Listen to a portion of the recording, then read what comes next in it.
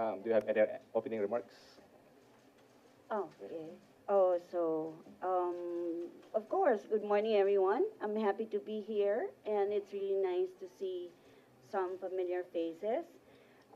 Today, we have very refreshing news where we have the Office of the Vice President has already received the annual audit report for 2024. And I know that all of you are very eager to hear what is contained in this document. This audit was done in accordance with the international standards of supreme audit institutions, and it covers the accounts and operations of the Office of the Vice President curriculum year 2024.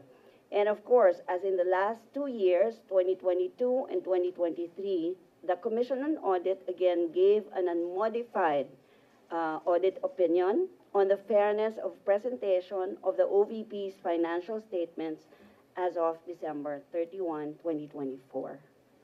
And then, so of course, we would ask, I don't know if all of you would understand what an unmodified audit opinion means. And so we're here to explain to you so that you can get a little bit of understanding. Um, there is a June 2022 publication of the Commission on Audit, which defines an unmodified audit opinion as a Commission on Audit issuance, and this happens when the auditor concludes that the financial statements are prepared in accordance with the applicable financial reporting framework in all material respects, as specified, of course, by the international standards of audit and the international standards of supreme audit institutions. There is a modified opinion, a modified audit opinion, but it is different because it then includes qualified, adverse, and a disclaimer of opinion. And of course, very fortunately, the Office of the Vice President has received for the third year, an unmodified audit opinion. And also in the report that we received, the independent auditor's report also cited a similar opinion, and I quote, I will read the entire text of the opinion, but I want to catch my breath a little bit. If it's okay, yeah, I'll catch my breath. Okay, so I will read to you the independent auditor's report opinion in the opinion portion.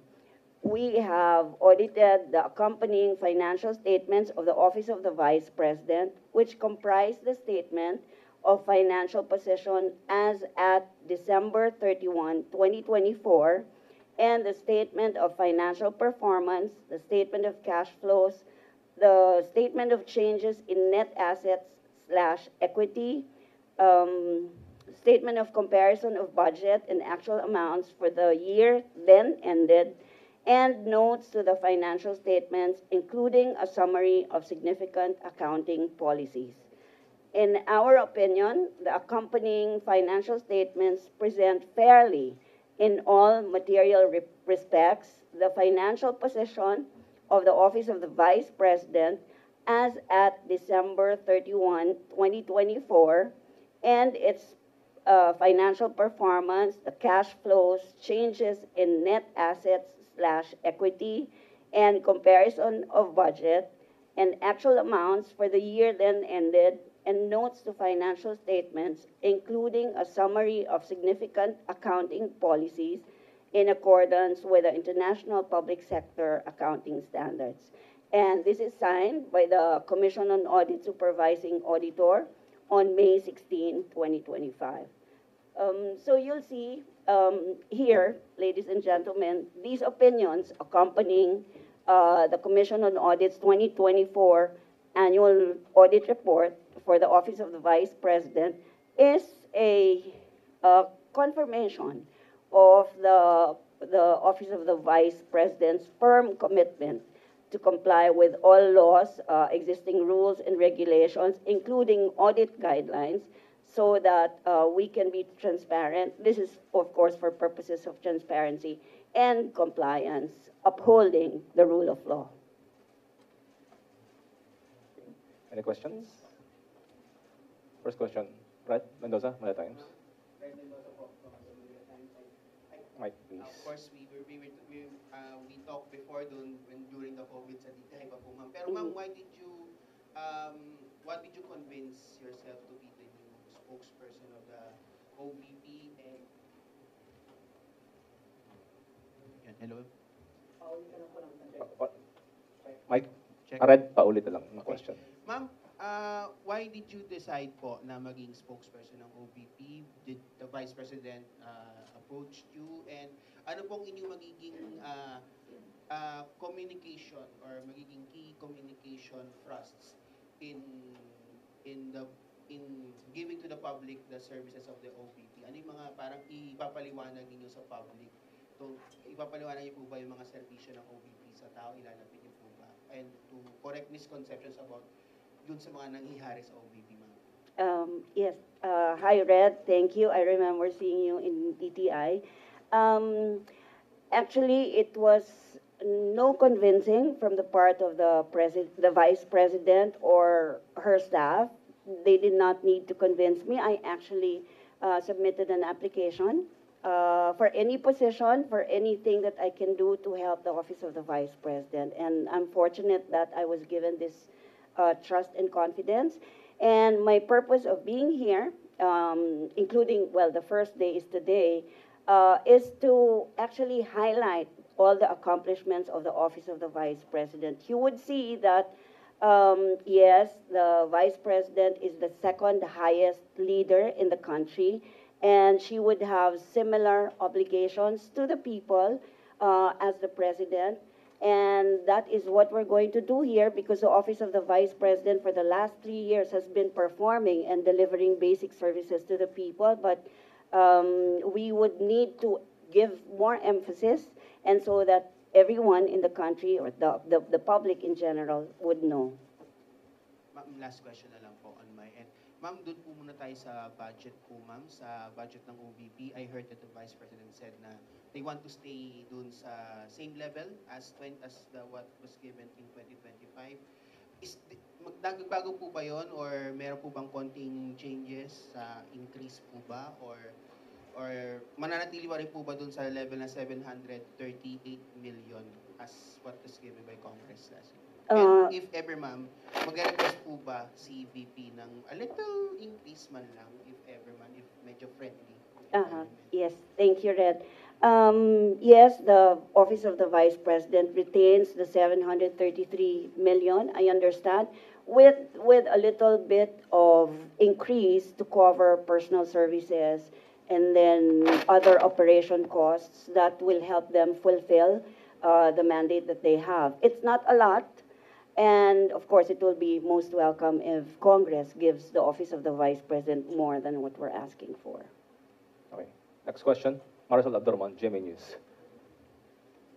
Doon muna po ako sa ano. So you will just speak for the institution, for OVP, That's not right. for Yes. VP really. No, not for the Vice Or- President, for the Office of the Vice President as the institution. So para alam lang ho namin, ano po yung pwede namin itanong sa iyo on behalf of VP po? The OVP as the institution and official acts of the Vice President as the brand or as the leader of the office. So kunyari, if you will ask anything about her on her The Hague trip now, pwede po. If it's official. So we may ask you about that now? Her trip is personal this time. It's all cost on her, not an official trip whatsoever.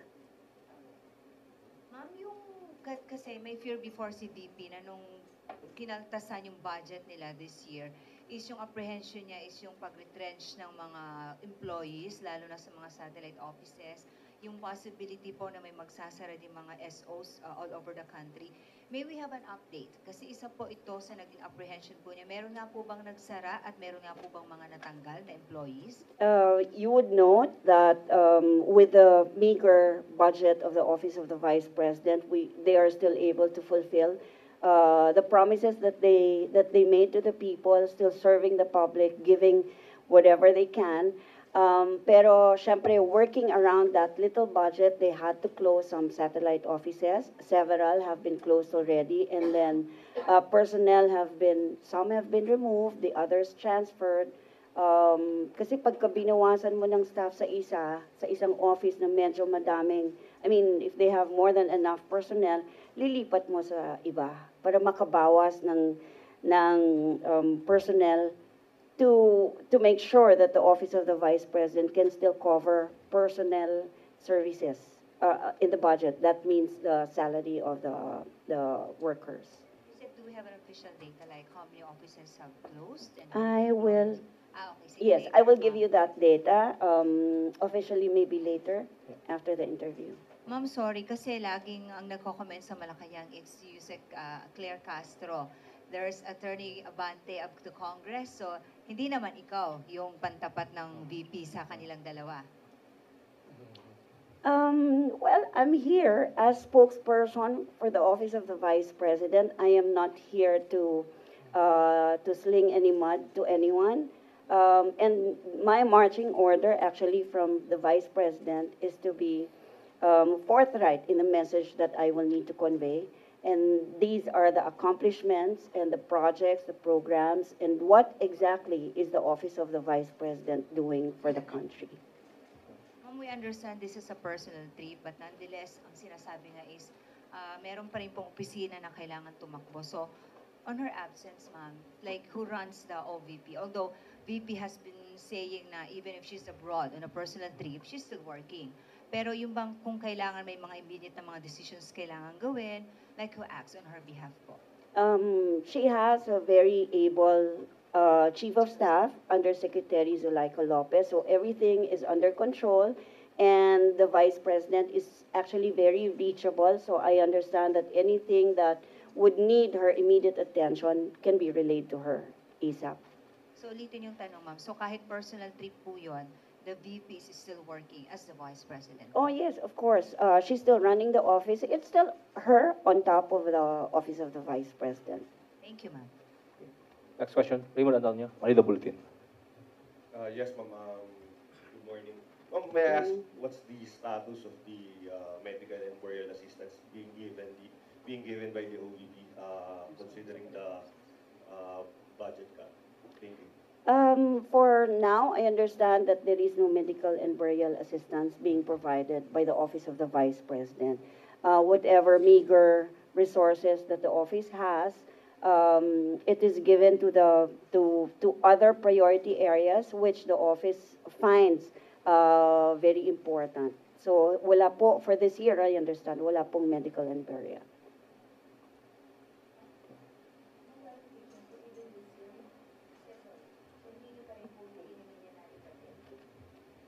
Hindi po. Okay. Next question, Ms. Bella Carriazo, Philippine Star. Ma'am, susukan ko lang ulit